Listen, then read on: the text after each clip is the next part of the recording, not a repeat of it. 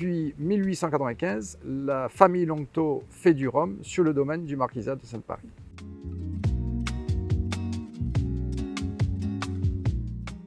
François, tu es maître de chai chez Longto. Oui. Est-ce que tu peux nous expliquer en quoi consiste le métier de maître de chai? Eh ben, il va partir en fait dès les rhums blancs, puisqu'en fait la partie chai, c'est toute la partie post-distillation quelque part. Donc aujourd'hui, effectivement, mon père s'occupe de l'agriculture, mon frère de la distillation, et puis une fois que mon frère a fini ces d'ici-là, c'est là où, entre guillemets, avec mes équipes, on rentre en scène. Donc c'est-à-dire préserver les rhums blancs d'abord, et puis évidemment, ce qui est le plus évident, c'est aussi la partie vieillissement. Et donc aujourd'hui, vos fils sont la 5e génération, si je calcule bien. C'est la 5e génération. La 5e génération chez Longto. Et donc vos fils, Nicolas s'occupe de la distillation, François s'occupe des chais. Et voilà, donc en fait, ils travaillent à deux et c'est à deux qui font du bon rhum.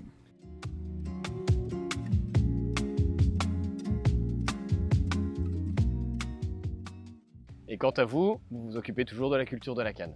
En tant que responsable, personnellement, j'ai un œil partout. Aujourd'hui, moitié culture de la canne et moitié administratif. Vous travaillez sur des cuvées parcellaires pour essayer de mettre en valeur un terroir, mettre en valeur des variétés de canne. Ouais, du coup, donc ça intervient justement sur la partie rhum blanc. Donc là, encore une fois, l'idée, c'est de mettre en valeur la nature en tant que telle et puis le domaine, du coup, et les différentes parcelles que compose ce domaine. Donc le domaine, il est composé de 12 parcelles, à la fois de la canne bleue, à la fois de la canne rouge, et tout ça va avoir des incidences différentes.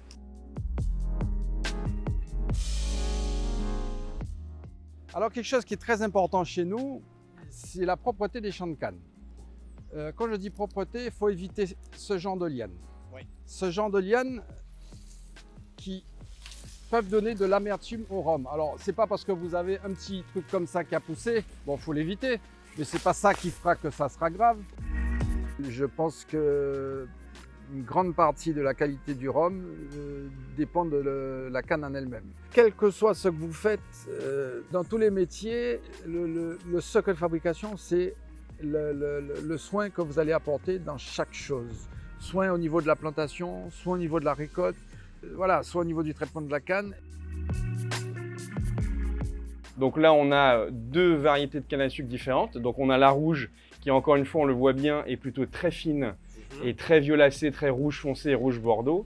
Et de l'autre côté, la canne bleue, qui est plutôt effectivement plus épaisse, avec une fibre, on la voit, hein, plus large, alors qu'ici, elle est plus compacte au niveau de la fibre. Donc là, on a une canne qui est nettement plus sucrée, nettement plus juteuse. Et ici, on a une canne à sucre à l'inverse qui est un peu plus en eau, mais qui a un profil aromatique complètement différent. On voit ici différentes couleurs. Donc de loin, on peut déjà voir quelle est la rouge, quelle est la bleue.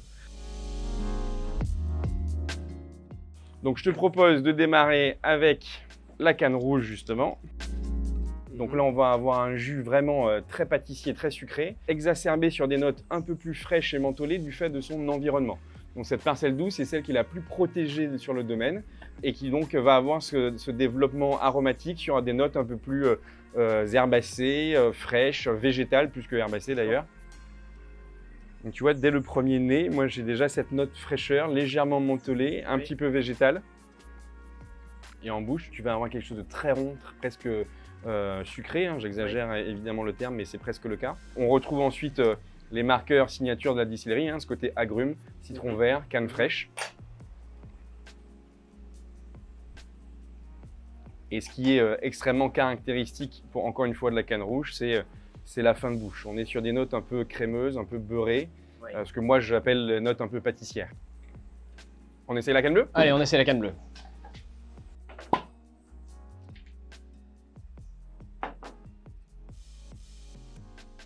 Donc là, tu vas avoir quelque chose de plus puissant.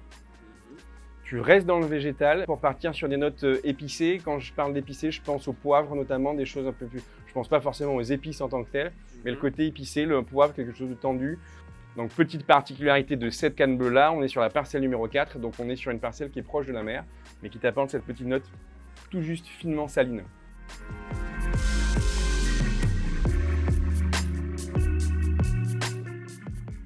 C'est vrai qu'il y a une différence très marquée entre les deux. C'est ce qui permet pour moi de faire la meilleure comparaison possible.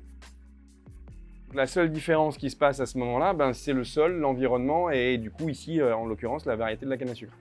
Et l'ADN d'une plante, d'une herbe, d'un fruit, c'est important. Ça change tout.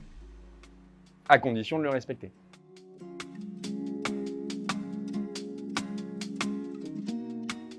On va faire santé. À la tienne, au rhum.